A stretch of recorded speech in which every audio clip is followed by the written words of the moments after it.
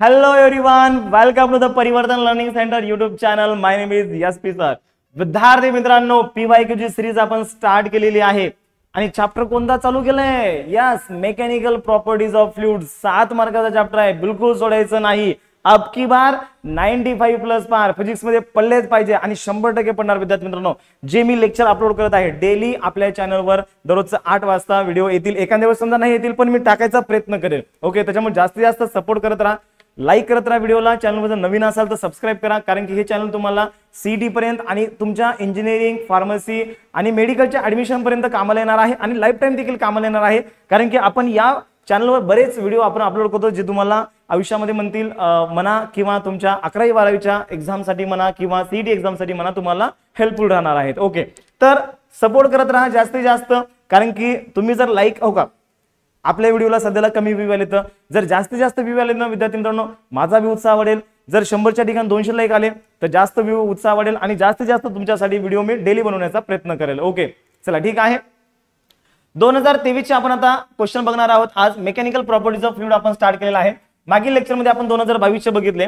तर 7 मार्कला चॅप्टर आहे, तुम्हाला माहिती आहे मेकॅनिकल प्रॉपर्टीज ऑफ फ्लुइड. तर याच्यावर विद्यार्थी मित्रांनो आता एमसीक्यू चा प्रश्न कशा पद्धतीने विचारलाय बघा. पहिला प्रश्न आहे एमसीक्यू चा विचारलेला आहे, 1 मार्काला हा प्रश्न आहे एमसीक्यू चा. तर काय आहे बघा प्रश्न, if theta represent the angle of contact. जर थीटा हा अँगल ऑफ कॉन्टॅक्ट असेल by a liquid which completely wet the surface. हा शब्द महत्वाचा आहे. तर त्या ठिकाणी थीटाची व्हॅल्यू किती असेल हे तुम्हाला फाइंड आउट करायचं. विद्यार्थी मित्रांनो नेहमी लक्षात ठेवा, जर कम्प्लिटली वेट द सरफेस असेल तर थीटा हा किती असतो?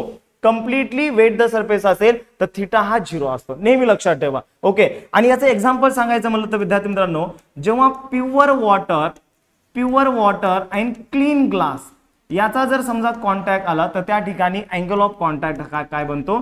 0 बनतो आणि यालाच आपण कम्प्लिटली वेट द सरफेस म्हणतो. बरोबर आहे. Does not completely wet the surface असेल तर थीटा हा ग्रेटर दॅन π/2 असतो, त्याच्यामुळे ऑप्शन नंबर डी आला असतं. पण इथं कम्प्लिटली वेट द सरफेस आहे त्याच्यामुळे या ठिकाणी थीटा हा 0 आलेला आहे. जर या ठिकाणी समवॉट पर्सेंट मध्ये वेट असेल तर थीटा हा किती असतो? लेस दॅन π/2 असतो. लक्षामध्ये ऑप्शन नंबर ही आला असतो. बरोबर आहे. त्याच्यामुळे शब्द लक्षात ठेवा, कम्प्लिटली वेट द सरफेस म्हणलं की थीटा 0, डज नॉट वेट म्हणलं की थीटा ग्रेटर दॅन π/2. ओके, म्हणजे π/2 लेस दॅन थीटा म्हणजे थीटा ग्रेटर दॅन π/2 हे आलं असतं. ओके, आणि somewhat percent wet the surface असला असतं तर थीटा हा लेस दॅन π/2 म्हणजे हे ऑप्शन असलं असतं.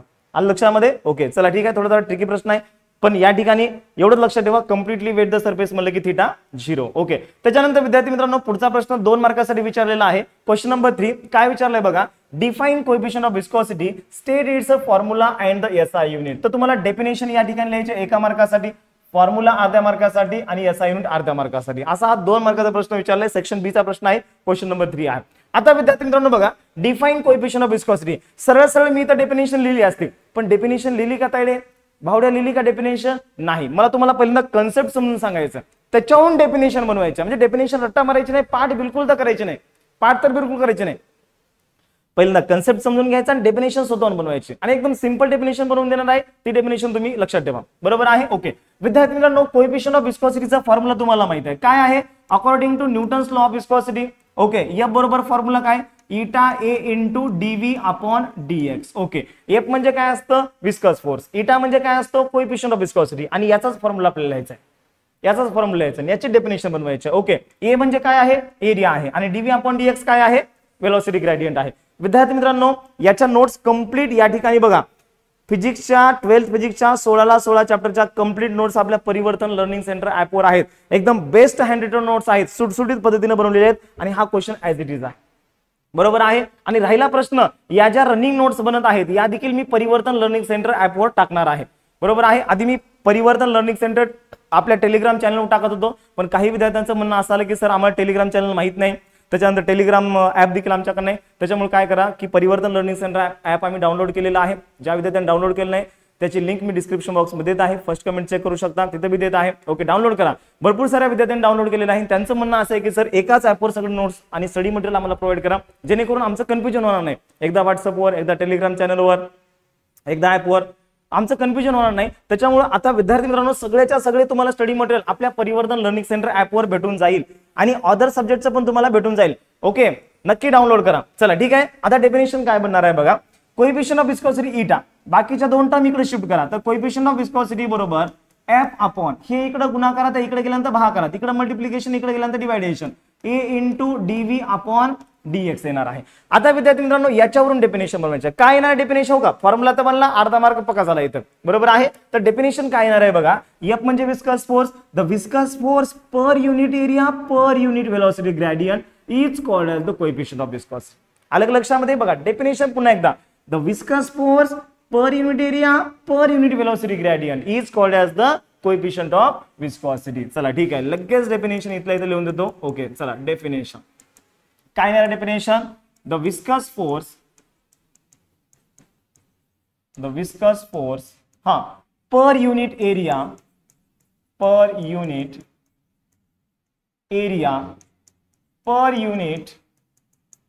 velocity gradient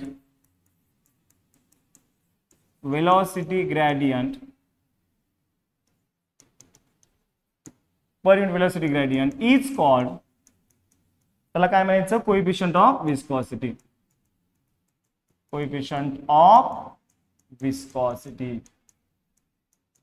चला ठीक आहे, हे एक मार्क पडला, फॉर्म्युलाचा एक मार्क.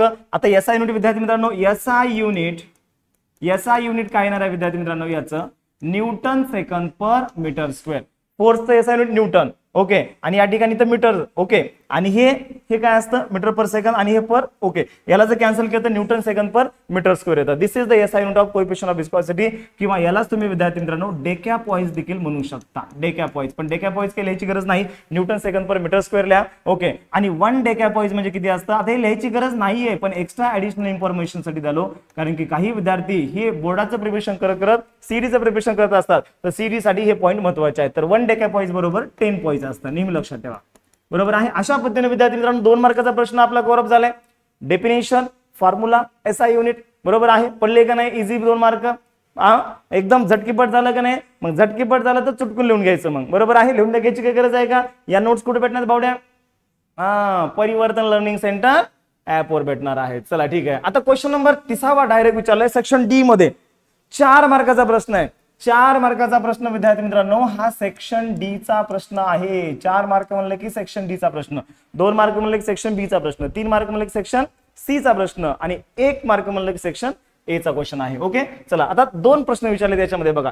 पहिलं अर्धा क्वेश्चन डेरिव्हेशन आहे, अर्धा क्वेश्चन न्यूमेरिकल आहे. 2 मार्काचं डेरिव्हेशन, 2 मार्काचं न्यूमेरिकल. चला ठीक आहे. Obtain the relation between surface energy and surface tension. Okay, surface energy आणि सरफेस टेन्शन यांच्यामधलं रिलेशन आपल्याला ऑब्टेन करायचं आहे, आणि खाली 2 मार्काचं न्यूमेरिकल आहे.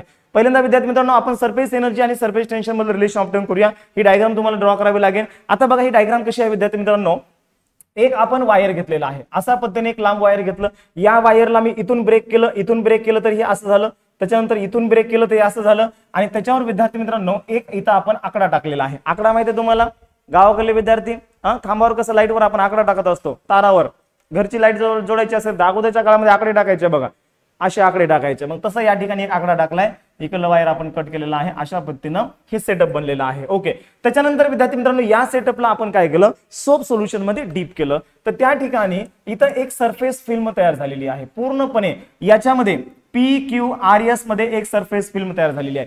त्याच्यानंतर आपण काय केलं, या QR ला आपण Q', या पोझिशनवर मूव्ह केलेला आहे through the distance dx. Okay, मग मूव्ह करण्यासाठी काही ना काही फोर्स अप्लाय करावा लागेल, तर F' अमाऊंटचा आपण फोर्स अप्लाय केला.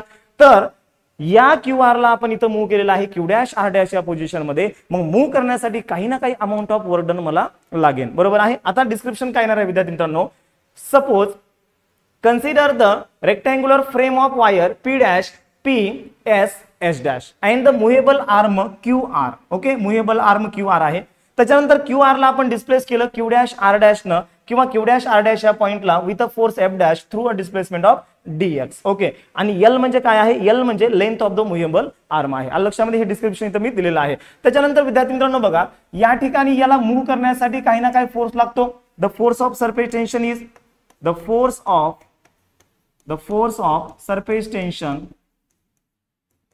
Surface tension is. ओके, आणि हा फोर्स इकडे बी लागतो, कारण की इथं सोप फिल्म तयार झालेली आहे. सोप फिल्म म्हणलं की सोप फिल्म इकडे याला काय करते, आकसून घेते, आणि या QR ला इकडे ओढायचा प्रयत्न करते. मग त्याच्यामुळे हा F लागतो. F म्हणजे फोर्स ऑफ सरफेस टेन्शन, याचा फॉर्म्युला आहे F बरोबर T into the 2L, F बरोबर T into the 2L. Okay, इथं 2L का घेतलं, कारण की विद्यार्थी मित्रांनो सोप सोल्युशन असल्यामुळं अप्पर लेंथ आणि लोअर लेंथ म्हणजे वरची लेंथ आणि खालची लेंथ घ्यावं लागते. वरची लेंथ L, खालची length L, L plus L 2L घ्यावं लागतं. बरोबर आहे. ओके, आता विद्यार्थी मित्रांनो आपल्याला काय करायचंय, या QR ला Q डॅश R डॅश या पोझिशनला मूव्ह करायचंय through the displacement dx. Okay, बघा now move QR to Q dash R dash through dx displacement. आलं लक्षामध्ये. मग त्या ठिकाणी काही ना काही वर्क डन लागेल. देअरफॉर वर्क डन इज तर त्या ठिकाणी काय वर्क डन लागेल, dw amount of work done लागेल. मग वर्क डन म्हणजे फॉर्म्युला सर्वांना माहित आहे, फोर्स इंटू डिस्प्लेसमेंट. आणि फोर्स आपण या ठिकाणी किती लावलाय, F डॅश लावलेला आहे. फोर्स आपण किती लावलाय, F डॅश लावलेला आहे. बरोबर आहे. ओके, म्हणजे फोर्स इंटू डिस्प्लेसमेंट. पण विद्यार्थी मित्रांनो जेवढा F डॅश आहे तेवढंच F आहे. म्हणजे F डॅशच्या ठिकाणी आपण F पुटअप करू शकतो इंटू द dx. आणि इथं तुम्हाला सिन्स मध्ये लिहायचंय जेवढा F डॅश आहे त्यालाच आपण F घेऊ शकतो. म्हणजे F डॅशच्या ठिकाणी आपण F घेतलेला आहे, dw बरोबर आलेला आहे. त्याच्यानंतर आता फोर्सचा फॉर्म्युला आपल्याला माहित आहे, फोर्स बरोबर T इंटू 2L आहे. पुटअप करा. मग फोर्सचा फॉर्म्युला T इंटू 2L आहे. Okay, into the dx. आता याला असं कसं लिहू शकतो बघा, एक मिनिट. आता विद्यार्थी मित्रांनो बघा, या फोर्सला मी काय लिहू शकतो, T इंटू 2L आणि हे dx ऍज इट इज. अलग लक्षामध्ये. आता हे जे 2L इंटू dx आहे, हे जे 2L इंटू dx आहे त्याला मी विद्यार्थी मित्रांनो dA लिहू शकतो. हे जे 2L इंटू dx आहे यालाच मी change in surface area dA म्हणू शकतो. आणि dA चा फॉर्म्युला आहे 2L इंटू द dx आहे. अलग लक्षामध्ये. ओके, आता या ठिकाणी हे जे वर्क डन आहे हे वर्क डन स्टोअर होतं in the form of potential energy. आणि त्या पोटेन्शियल एनर्जीलाच आपण सरफेस एनर्जी म्हणतो. मग हे dw म्हणजे दुसरं तिसरं काही नसून सरफेस एनर्जी आहे. आणि T म्हणजे surface tension. This is the final expression. आलं लक्षामध्ये. सरफेस एनर्जी आणि सरफेस टेन्शन मध्ये रिलेशन आहे dw बरोबर T इंटू dA. बरोबर आहे. अशा पद्धतीने हा 2 मार्काचा विद्यार्थी मित्रांनो प्रश्न आपण कव्हर अप केलेला आहे. ओके, आता आपल्याला नेक्स्ट बघायचं न्यूमेरिकल 2 मार्काला आहे. याच फॉर्म्युल्यावर न्यूमेरिकल आहे. दुसरा फॉर्म्युला देखील आठवायची गरज नाही. ज्याला हे डेरिव्हेशन आलं त्याला हे न्यूमेरिकल लगेच येऊन जाईल. चला ठीक आहे, लगेच बघूया न्यूमेरिकल.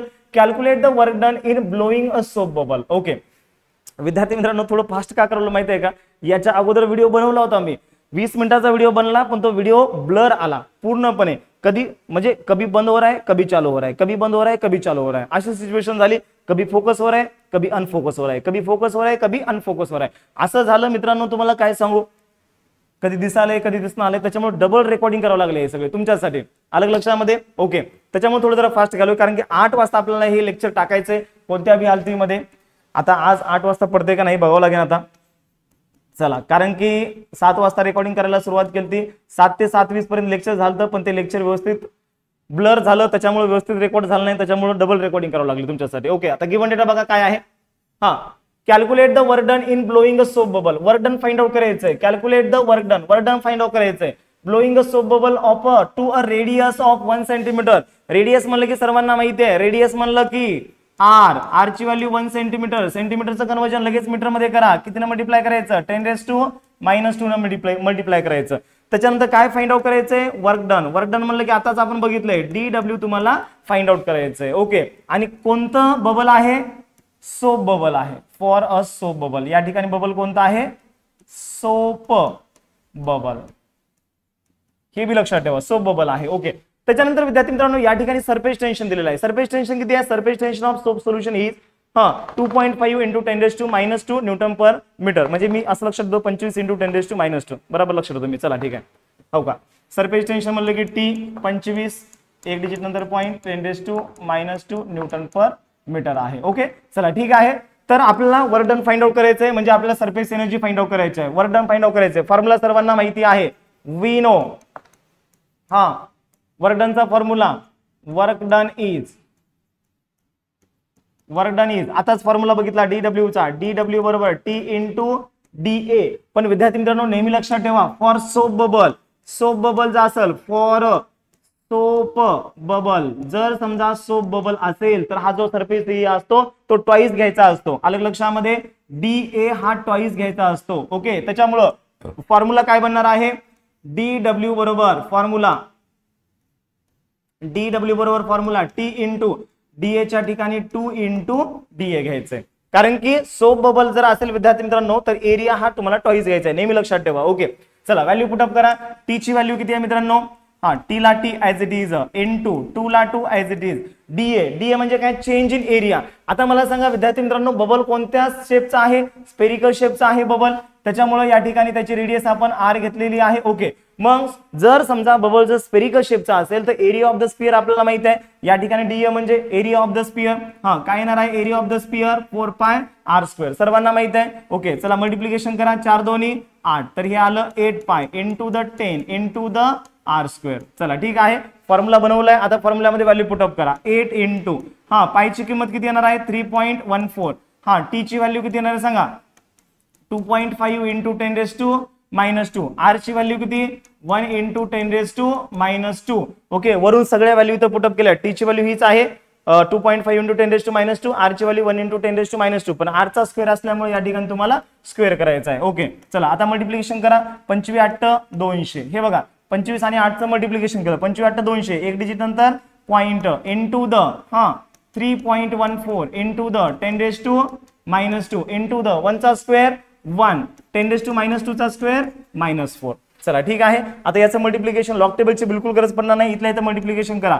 हो का, हा 0 ला 0, हा 3.14 इंटू 2 केलं तर या ठिकाणी 628 येते, गुणाकार करा 2 न. ओके, आणि 2 डिजिट नंतर पॉइंट म्हणजे 62.80 इंटू 10⁻². आता बघा बेस समान असेल तर घातांकाची बेरीज किंवा वजाबाकी होते, -2 -4 -6 झालं. आणि हे DW आणि SI नोट काय असतं सरफेस एनर्जी किंवा वर्क डन, याचा SI नोट जूल असतं.